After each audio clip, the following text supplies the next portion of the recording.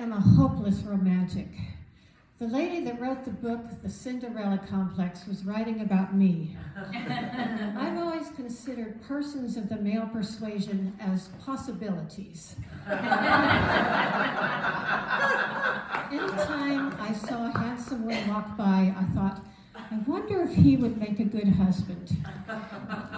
So in my 20s, I had so many boyfriends, but they were all such brief relationships, and none of them had decent jobs. I wanted a man who was a good provider. So the first man I met that had something in common with me and a decent income, I married. And too late, I found out that he had 2 mortgages on his house, was sending his daughter to private school, had completely gutted the house and then left it like that because the money ran out, and was always behind on the bills. Besides that, he was abusive. Now, all of that I could handle, but then he had the affair. So I dumped his ass, and I married my best friend. Well, unfortunately, his mother did not like me, and she undermined his feelings towards me, so he ended up being abusive as well. So my next husband was 20 years my senior, and I thought, oh, he will be thrilled to have a hot young belly dancer for a wife. But he turned out to be the jealous type. The minute we got back from the honeymoon, he completely shut down on me emotionally. I didn't find out till 3 years later that it was because he thought I had cheated on him during our honeymoon.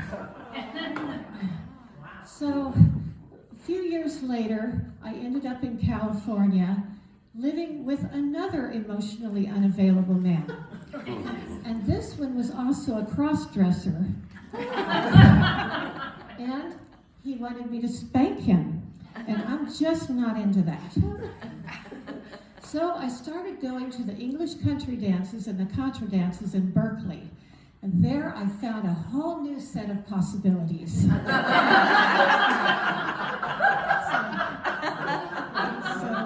there was the man that I had a crush on for a while, and I found out he liked me back. He was so sexy. But then I noticed that he wasn't interested in getting to know me as a person. He just wanted me for my body. And that got old real quick. So then there was the super cute, super sweet guy with a lovely accent. But he sweated so much.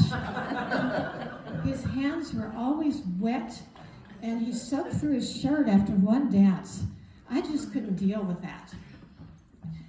Then there was the guy who was a fabulous kisser. He worked for himself, but he only accepted enough jobs to pay for his rent and his food. He wanted to change careers, but he had no idea which career he was interested in. So he enrolled in UC Berkeley and then dropped out on the second day of classes. He wanted me to move in with him in his tiny apartment in Berkeley and then have us drive out every weekend to stay at his friend's farm in the Sierras, where they grew marijuana. I told him that's a stupid idea. It's illegal federally. The feds will come and raid your farm and they'll put you in jail. They don't care about California law. Besides, I didn't want to spend every weekend driving 4 hours each way just to hang out at a farm and live out of a suitcase. Well, just about then, I met another man who loved dancing. This one owned a 3-bedroom home and a very successful jewelry business. And he also co-owned a building, and he had tenants that paid him rent. He was handsome and gregarious and adventurous. Now I was faced with a difficult decision. Stay with the guy who doesn't know what he wants to be when he grows up, or go with the financially secure, handsome, fun guy.